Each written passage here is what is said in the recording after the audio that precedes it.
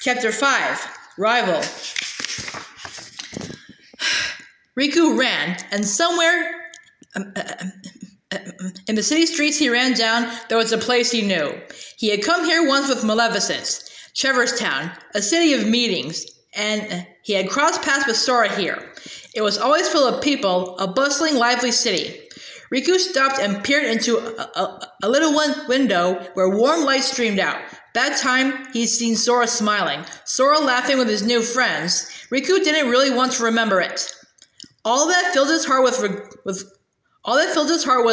regret. Why hadn't he done something then?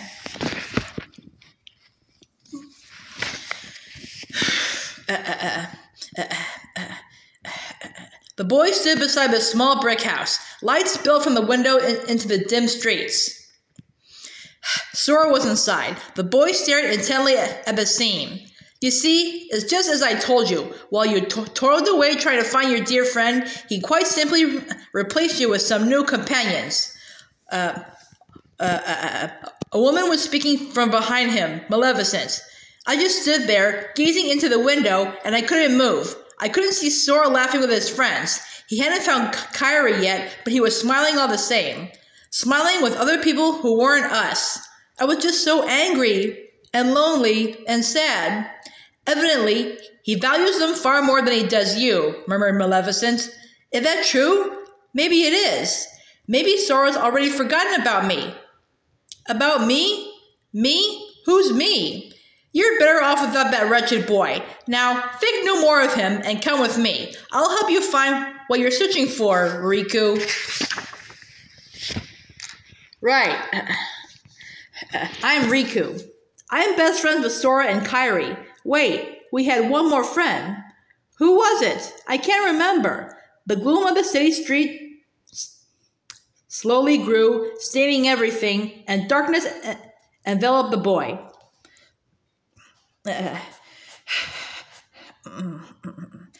Namine sat on the sandy beach drawing pictures. Sora and himself and Kairi grinned up from her sketchbook. How come you're not in the picture, Namine? Said the boy, peering at the page. Because I can't see my own face. Oh, the boy thought that was kind of sad. Of course, Namine can't see herself when she's together with us, laughing. That's just the way it is, but... how about I draw you then? Huh? The boy picked up Namine's crayons and started drawing. Himself and Namine smiling. A great big shining sun over their heads. We were always laughing together, the two of us. We were happy. How's this? The boy showed her the sketchbook page where he'd drawn their laughing faces. It wasn't anywhere near as good as Namine's drawing, but she smiled sweetly. Thanks, Riku. The sound of the waves on the shore was so nice. The moment he thought that, shouting rang out from somewhere. What? The boy turned, and suddenly, beneath his feet, the scene changed from the sandy beach to a cliff, and an enormous beast was after him. He desperately leaped out of the way, and then slashed out of the beast with a sword in his hand. Growling, it fell. Riku, stop! It was Sora shouting at him. Slowly, he turned. So you finally made it. About time. I've been waiting for you, Sora. The boy looked down at him, speaking calmly. We've always been rivals, haven't we? You've always pushed me, and I've always pushed you. That's right. We were always fighting, scrabbling after everything against one another. But it all ends here, he went on. There can't be two chosen ones. What are you talking about? He smiled faintly at Sora. I'm strong, he told himself. I'm going to protect Namine and Kairi. I'm going to protect... this world. Let the Keyblade choose its true master, the boy said, and reached out his hand. The Keyblade shook in Sora's grasp as if an implacable force tried to drag it away from him. With a flash of light, it disappeared. And then the boy's fingers closed tight around the shining Keyblade. You don't have what it takes to save Kairi. It's up to me. Only the Keyblade Master can open the secret door and change the world. He lifted the Keyblade high, pointing it skyward, and then... darkness spread out from it, and the world spun and tilted. Gasping for breath as he ran, the boy asked himself why. He made the Keyblade his, but it had returned to Sora. Is Sora really stronger than me? Or is it something else? We were always rivals, and I always won. Except when it was about Kyrie. Maybe I'm really no match for him after all. Know this. The voice came from close behind him. The heart that is strong and true shall win the Keyblade. Who's there? He whirled to see a man in a dark hooded cloak. The Keyblade chooses, and it will not choose one without a strong heart. Are you saying my heart's weaker than his? For that instant, it was. The boy looked down in frustration. The hooded man stepped closer. However, you can become stronger. You showed no fear in stepping through the door of darkness. It held no terror for you. Plunge deeper into the darkness, and your heart will grow even stronger. The boy shook his head. What should I do? It's really quite simple. Open yourself to the darkness. That is all. The man slowly raised a hand toward him, and a dark glow surrounded his body. Let your heart itself become all-encompassing darkness. And as the man spoke, the boy felt the power within him. Power to defeat anyone. The power of darkness. With darkness on my side, I'll never lose. And then the boy kept running.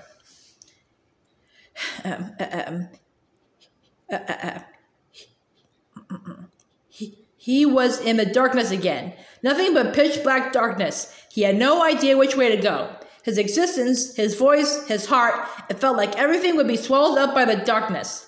Had he been here before? The boy cocked his head. The boy heard a voice call out, Riku! Right, my name is Riku. Riku! He listened for the voice in the darkness. Who was it? He weakly opened his eyes and sunlight streamed in. Too bright. Riku! Whoa! Namine's face suddenly appeared in front of his eyes. He sat bolt upright. Don't scare me like that, Namine. You're the one who got scared, Riku, said Namine, but she looked a little sad. You seem kind of upset, that's all. I was dreaming. Some kind of dark thing was giving me this power. Well, I bet you'll get stronger on your own. But even as she said that, there was still a trace of sorrow in her face. Sora will too, the boy replied. Namine shook her head. No, you're going to be the stronger one. Besides, Sora is. Hey, Riku? What? The boy stood up, brushing sand from his pants. What if I tell him? What if I tell Sora it's his fault I'm leaving the islands? What are you talking about, Namine? You're not going anywhere. The boy laughed. She won't go anywhere. We're all going to stay on the islands and keep playing together. Actually, Bit by bit, Namine seemed to fade in front of him. Hey, Namine? I'm sorry, Riku. I mean, Namine? He cried, but then he fell once more into darkness. Namine stood in front of the machinery. There wasn't very much left, only a little more tweaking to do with his memory, but the moment she reached out to touch the panel, something spoke from behind her. Namine's shoulders jumped.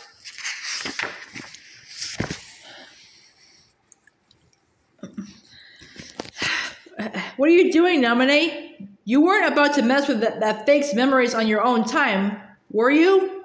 Slowly, Namine turned around to see who addressed her. It was Larxene, standing there with a little smirk. Can't out your tongue again? Namine turned away again and looked at the boy's face displayed on the monitor. Conversion, 87% complete. Go, guys! Kyrie shouted. The clack of wooden swords meeting echoed down the beach. The boy blocked Sora's attack with a cocky smile. Gotcha! He cried and flung Sora back. Sora went sprawling onto the sand and then the other boy's wooden sword at his throat. Aw, man! Sora sighed and raised his hands in surrender. You still got a ways to go, huh, Sora? Said the boy, grinning, and grasped Sora's hands to help him up. Sora grinned back and let the boy pull him to his feet. Watch out! I'll beat you next time! Yeah, you think so? The boy replied with a smirk and threw his wooden sword on the beach. They always had sword fights, but actually, the swords were just pieces of driftwood that had washed ashore. Neither of them had ever touched the real blade.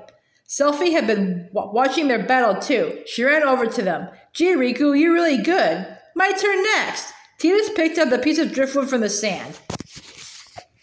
All right, I got you this time. Still clutching the stick in his hand, Sora raised it at Tidus.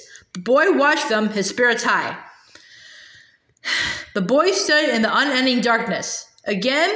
He didn't know how many times he'd been standing here like this. What made the deepest impression in his uncertain memory was only this inky expanse of darkness. Amid that, Sora and Kairi and Naminé would float up and vanish. "You'll wake up soon," someone said. The boy looked around. "What is your name?" asked the voice out of the darkness. "My name is Riku." As he answered, he could see a light up ahead of him. "Then, close the door and come forward." "How? What's happening?" "Go and you will understand." The boy obeyed and began to run toward the lights. The source of the glow was an enormous door from where light shone out. He stood in front of it and tried with all his might to pull it closed. "This is like..." The moment he said that, his vision warped and swam. Huh? When he came to, he was pushing with all his might on an enormous door. "We changed places?" "No, that's not right. This is me." "Take care of her, Sora." The boy told the one on the other side of the door. He couldn't really see, but it felt like Sora nodded.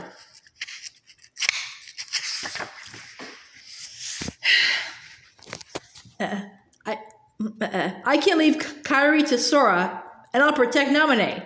Just as the door inched closed, a terrible roaring sound rose up. The ground beneath their feet began to crumble. And then, a rain of light was falling.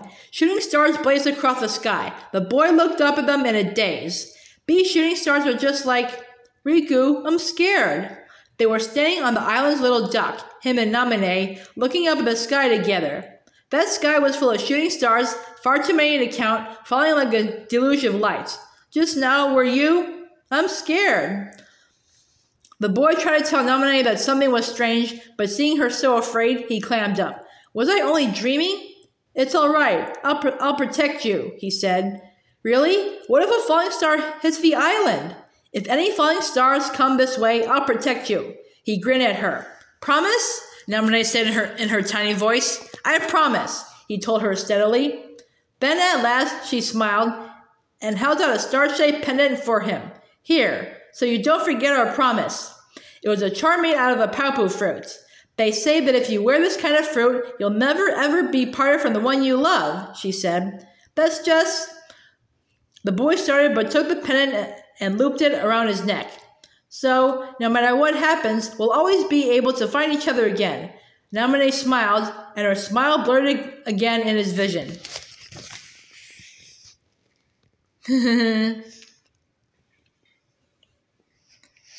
This is young Riku and Naminé. The sound of the waves rushed sweetly in his ears. Watching the sunset from the islet, the boy let his thoughts wander. What was she doing these days?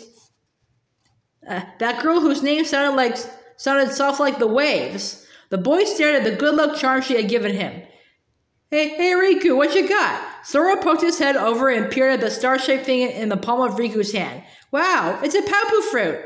The boy tucked away the charm, trying to hide it from Sora, and stared out at the ocean again. "Come on with the big deal. It is, isn't it?" "None of your business."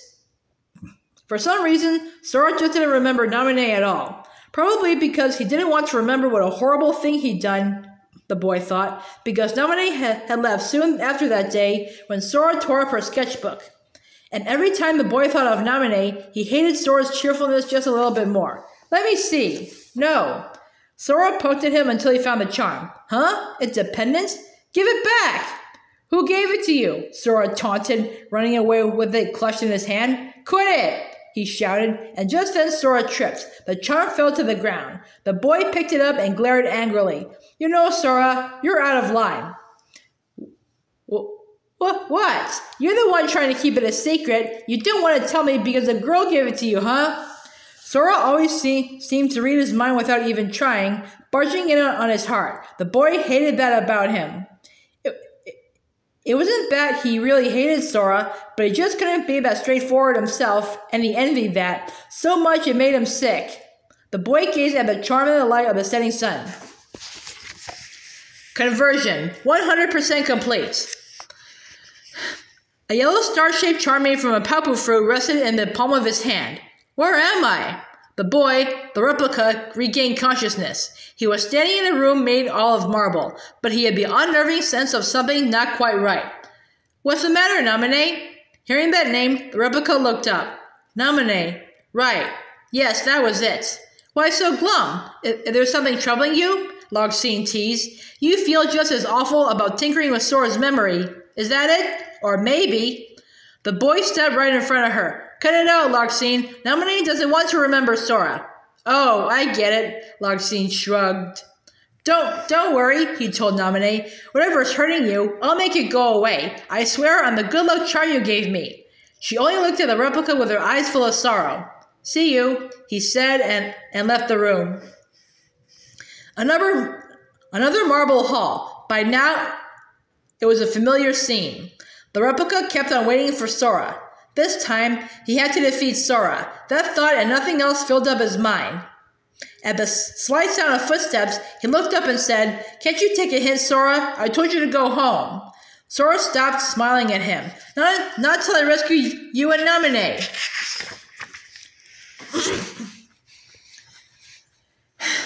I don't remember ever asking you to rescue me. The replica raised his sword. That's right. We don't need to be rescued, he thought. I'm going to stay here in Castle Oblivion with Naminé. But Kairi's waiting for you to come home. That was one of the king's retainers from behind Sora. Goofy, that was it. Kairi, the replica murmured. That girl was so fading in his memory. But I have Naminé, he told himself. That's right. Kairi's waiting, said Sora. The replica snorted. Riku snorted. You're the one who forgot. I told you, when we close the door to Kingdom Hearts, take care of Kairi. Give it up. I'm not going back to the islands. Not for anything.